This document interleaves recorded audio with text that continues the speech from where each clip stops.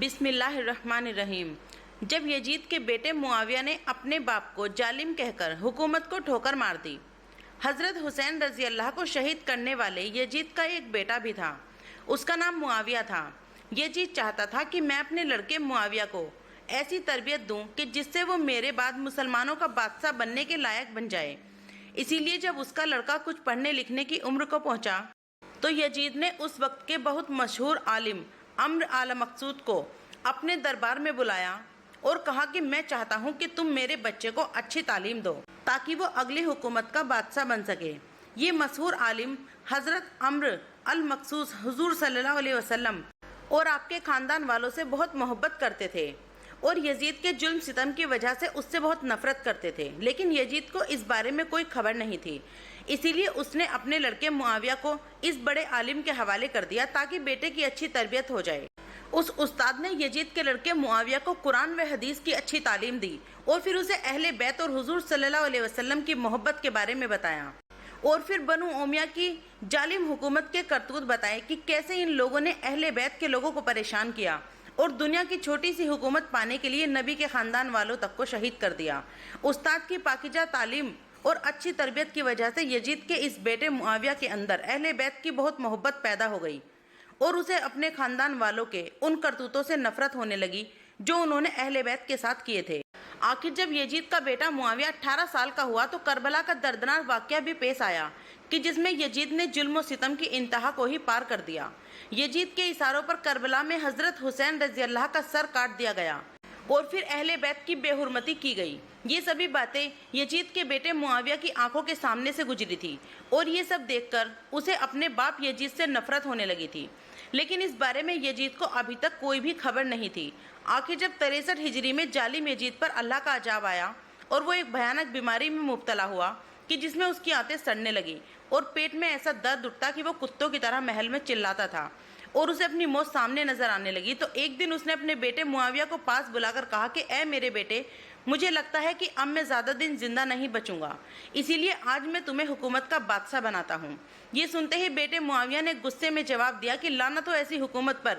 کہ جو نواسہ رسول کے خون میں رنگی ہو، اور لعنت ہو ایسی حکومت پر جو نبی کے گھر والوں کو زہر دے کر بنائی گئی ہو، اور لعنت ہو ایسی حکومت پر جس کی سلطنت میں اہل بیت کی عورتوں کو رسوا کیا گیا ہو، میں ایسی حکومت کو ٹھوکر مارتا ہوں۔ بیٹے کا ایسا جواب سن کر یزید کے تو ہوش ہی اڑ گئے اور اپنے بیٹے معاویہ کو ڈانٹتے ہوئے کہنے لگے کہ اے معاویہ، تجھے خبر بھی ہے کہ تو کیا بول رہا ہے؟ بیٹے معاویہ نے جواب دیا کہ ہاں، میں اپنے ہوش و حواس میں یہ باتیں کہہ رہا ہوں، مجھے ایسی حکومت بالکل بھی نہیں چاہیے کہ جو پاکیزہ لوگوں کے خون میں رنگی ہو۔ اتنا کہہ کر معاویہ کمرے سے باہر نکل گیا۔ باپ بیٹے کے درمیان اس گفتگو کے بارے میں کوئی بھی نہیں جانتا تھا، اور اتفاق یہ کہ اسی دن شام کو یزید کی دردناک موت ہو گئی اور اگلے دن صبح محل کے سارے وزیر یزید کے بیٹے معاویہ سے کہنے لگے کہ اب آپ حکومت کی باغ ڈور سنبھالیں۔ دوستو، یزید کے زمانے میں اس اسلامی حکومت اتنی زیادہ پھیل چکی تھی کہ لوگ لکھنے والے لکھتے ہیں کہ آدھی دنیا پر مسلمانوں کی حکومت کا بول بالا تھا اور بڑے بڑے بادشاہ اسلامی حکومت کے نام سے کانپتے تھے۔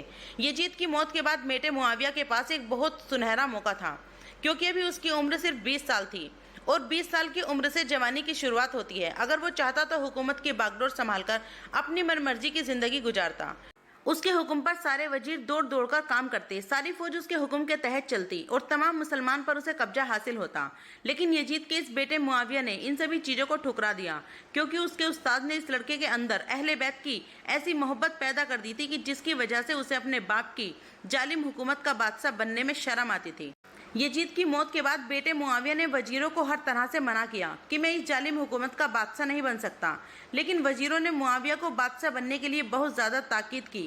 اور سمجھایا کہ اگر اس وقت تم حکومت نہیں سنبھالو گے تو مسلمان کی باغ ڈور بکھر جائے گی اور مسلمان آپس میں لڑ پڑیں گے، اسی لیے دین کی خدمت بھی اسی میں ہے کہ آپ حکومت کی رسی اپنے ہاتھ میں لے لیں۔ بہت سمجھانے پر یزید کے بیٹے معاویہ نے حکومت اپنے ہاتھ میں لے لی اور پھر بادشاہ بن کر 40 دنوں تک اپنے خاندان والوں کو وہ شرمناک کارناموں کو بہت باریکی سے دیکھا کہ جس میں انہوں نے سازش کر کے اہل بیت کے پاکیزہ افراد کو بے دردی کے ساتھ شہید کیا تھا۔ تو انہیں دیکھ کر معاویہ کا دل کانپ اٹھا۔ آخر مجبور ہو کر اس نے فیصلہ کر ہی لیا کہ اب میں اس ظالم حکومت کا بہت زیادہ دن اپنے سر پر نہیں لے سکتا، اسی لیے 40 دنوں بعد معاویہ بن یزید نے سارے وزیروں کو مسجد میں جمع کیا اور عام اعلان کرتے ہوئے کہا کہ اے وزیروں، میرے پاس اب دو راستے ہیں، یا تو میں اس ظالم حکومت کا بوجھ اپنے سر لے کر اپنی آخرت برباد کر لوں، یا پھر ایسی حکومت سے میں کنارہ بس ہو جاؤں۔ اسی لیے میں نے فیصلہ کر لیا کہ میں اپنی آخرت برباد نہیں کر سکتا، تو آج سے ہی میں اس حکومت سے دستبردار ہوتا ہوں۔ اتنا کہہ کر یزید کے بیٹے نے رجسٹر منگوایا اور سائن کرتے ہوئے کہا کہ آج سے میں تمہارا بادشاہ نہیں رہا۔ یہ سن کر مروان بن حکم کھڑا ہوا اور اس لڑکے معاویہ کو ڈانٹنا چاہا، تو معاویہ نے غصے سے مروان سے کہا کہ کیا تم یہ چاہتے ہو کہ میں اس ظالم حکومت کی برائیاں اپنے سر پر لے لوں؟ تو ایسا ہرگز نہیں ہوگا، کیونکہ اگر میں نے اس حکومت کی باگڈور سنبھالی تو تاریخ میں میرا نام بھی ظالموں کی فہرست میں لکھا جائے گا، اسی لیے تمہیں تمہاری حکومت مبارک ہو۔ اتنا کہہ کر یزید کا بیٹا معاویہ رونے لگا اور ممبر سے نیچے اتر کر گھر کی طرف چل دیا۔ جب لوگ معاویہ کے بادشاہ بننے سے بالکل مایوس ہو گئے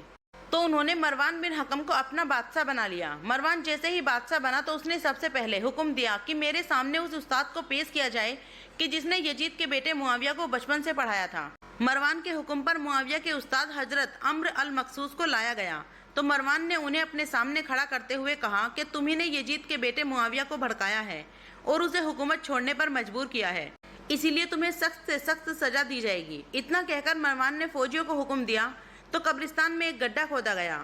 اور پھر ان نیک استاد کو زندہ ہی اس گڈھے میں دفن کر دیا گیا۔ وہ استاد بیچارے اسی قبر میں تڑپ تڑپ کر شہید ہو گئے۔ اللہ تعالیٰ ان کے درجات کو بلند فرمائے، آمین۔ دوستو، آج کی یہ چھوٹی سی ویڈیو آپ کو کیسی لگی کمنٹ کر کے ضرور بتائیے گا۔ ویڈیو پسند آئے تو ویڈیو کو لائک، شیئر، کمنٹ اور چینل کو سبسکرائب کرنا۔ ویڈیو پورا دیکھنے کے لیے بہت بہت شکریہ۔ السلام علیکم۔